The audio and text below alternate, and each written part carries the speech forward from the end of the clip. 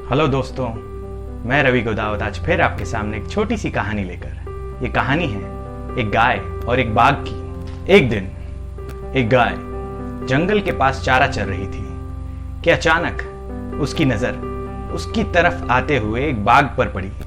जैसे ही उसने बाघ को अपनी ओर आते देखा, वह अपनी जान बचाने के लिए भागने लगी और भागते भागते वह एक मट्टी से भरे यानी कि कीचड़ से भरे तालाब में जा गिरी। उसे पकड़ने की जल्दबाजी में बाघ भी उस तालाब में कूद गया।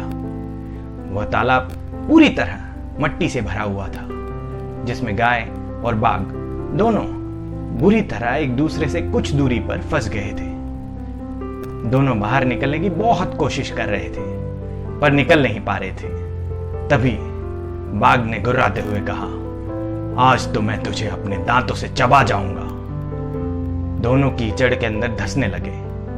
दोनों हिल भी नहीं पा रहे थे। गाय के करीब होने के बावजूद भी वह बाघ उसे पकड़ नहीं पा रहा था। थोड़ी देर बाद गाय ने उस बाघ से पूछा, क्या तुम्हारा कोई गुरु या मास्टर है? बाघ ने गुर्राते हुए कहा, मैं इस जंगल का राजा हूं, मेरा कोई मालिक नहीं, मैं खुद जंगल का मालिक हूं। गाय ने कहा, लेकिन तुम्हारी शक्ति का यहां कोई मतलब नहीं, कोई उपयोग नहीं।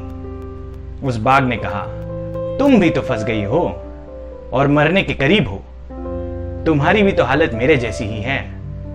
तब गाय ने मुस्कुराते हुए कहा, बिल्कुल नहीं, मेरा मास्टर जब शाम को घर आएगा और मुझे वहां नहीं पाएगा तो वह ढूंढते ढूंढते यहां जरूर आएगा और इस कीचड़ से मुझे बाहर निकाल कर ले जाएगा। तुम्हें कौन ले जाएगा? थोड़ी ही देर बाद सच में एक आदमी वहां पर आया और गाय को कीचड़ से निकाल दिया। जाते समय गाय और उसका मालिक दोनों एक दूसरे की तरफ कृतज्ञता पूर्वक देख रहे थे। वो चाहते हुए भी उस बाघ को कीचड़ से निकाल नहीं सकते थे, क्योंकि उनकी जान के लिए वो खतरा था। दोस्तों, यहां गाय समर्पित हृदय का प्रतीक है, शेर यानी कि बाघ अहंकारी मन का प्रतीक है और मास्टर गुरु का प्रतीक है। कीचड़ यह संसार है और संघर्ष अस्तित्व की लड़ाई है। दोस्तों, किसी पर निर्भर नहीं होना अच्छी बात है, लेकिन उसकी अति नहीं होनी चाहिए। आपके जीवन में किसी हितैषी की हमेशा जरूरत होती है और गुरु या सदगुरु से बड़ा इस दुनिया में सच्चा हितैषी कोई नहीं।